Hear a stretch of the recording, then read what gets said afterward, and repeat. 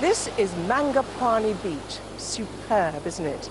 Given that the government sees tourism very much as a growth industry, it's the sort of place that ecotourism must protect.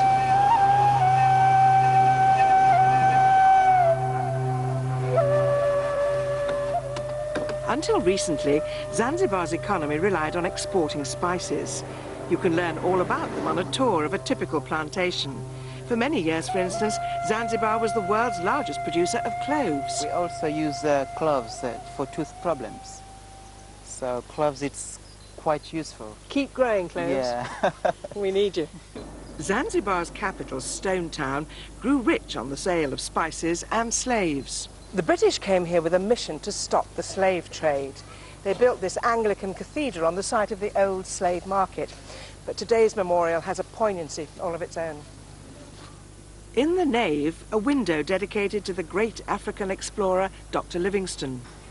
Livingstone lived in this house for some weeks before his final sortie into mainland Africa.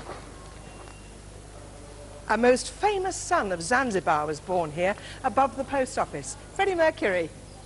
The secretive atmosphere of Sandtown is said to have influenced his music. Sandtown is famed for its magnificent doors. They were a status symbol. The more ornate the door, the more important the family behind it.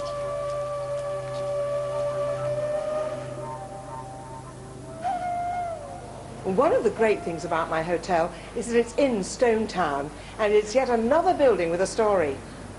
It was originally a telephone exchange and the British consul's house. Today, it's been sympathetically converted into one of the few hotels with its own wastewater treatment plant. But if you want total ecotourism, then it's just 5 miles away, on the horizon over there.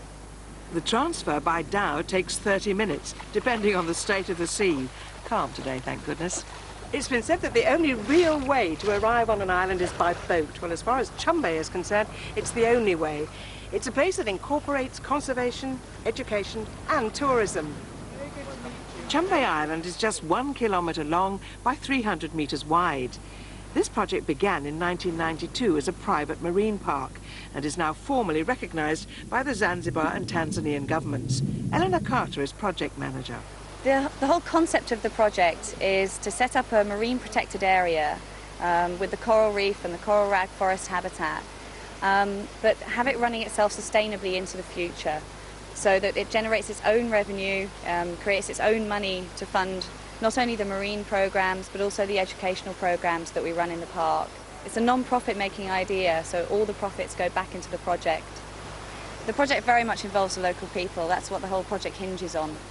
In the visitor centre we've got a classroom and the rangers take the children into the classroom and give them classes on forest ecology, marine biology. For a lot of children this is their only opportunity to sort of have a field day, a day out from school.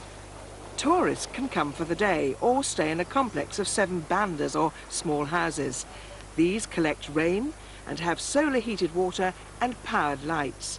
Water from washing is filtered into the surrounding garden and lavatories are flushed with compost.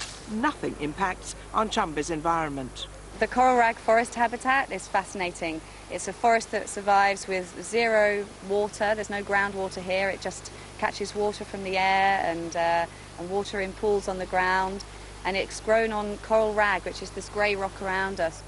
And also on the island we have coconut crabs. These are the largest land-living crabs in the world. They climb trees, knock off the coconuts, climb back down and eat the coconuts. Nobody knows how many are left in the world. So it's fascinating to see from an ecological point of view how you can manage such a natural resource, and from an ecotourism point of view to see that you can have a place where tourists can come to and enjoy and have the luxuries that they would have anywhere else, but at the same time give no damage to the environment by doing that. And to present the award on behalf of British Airways, Sada Juma. Congratulations from everyone from British Airways. Well done, Chumbe Island. Well,